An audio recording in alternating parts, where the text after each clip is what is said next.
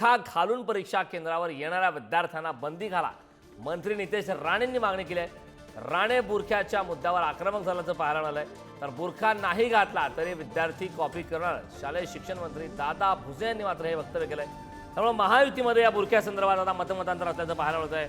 आता या संदर्भात भाजपचे नेते वेगळी प्रतिक्रिया देत आहेत, तर शिवसेनेच्या नेत्यांच्या माध्यमातून वेगळी प्रतिक्रिया येत आहे. म्हणून या संदर्भात आगामी काळात नेमका काय निर्णय घेतला जातो हे पाहणं महत्त्वाचं आहे. तर बुरख्यांच्या मुद्द्यावरून महायुतीच्या मंत्र्यांमध्ये आता मतमतांतर पाहायला मिळतं. बुरखा घालून अगर तुम्ही परीक्षेला बसाल तर त्याचे अन्यही धोके आहेत. विविध पद्धतीने सुरक्षेचे पण कारण आहेत.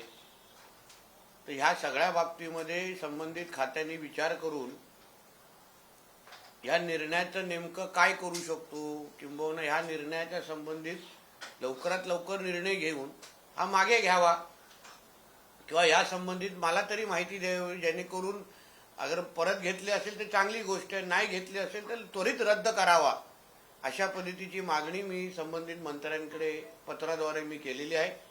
शेवटी राज्यात हिंदुत्ववादी विचाराचं सरकार असल्यामुळे असं कुठलंही लांबून चालन आम्ही सहन करणार नाही.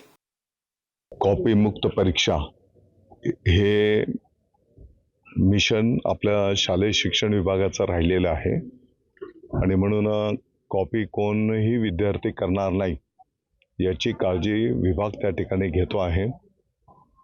कॅमेरे बसवण्यात आलेले आहेत, पोलीस बंदोबस्त आहे, पर्यवेक्षक तिकडे आहेत आणि या सर्वांच्या माध्यमातून कोणीही विद्यार्थी कॉपी करणार नाही याची विभाग काळजी घेतो आहे. नितेश राणेंनी जे पत्र दिलं ते आपल्याला मिळालं का, आणि मग त्याच्यावरती काय कारवाई करा? मी मागच्या 2 दिवसापासून इकडे मालेगावलाच आहे, परंतु कॉपी कोणीही विद्यार्थी असू दे तो करणार नाही याची विभाग काळजी घेतो आहे.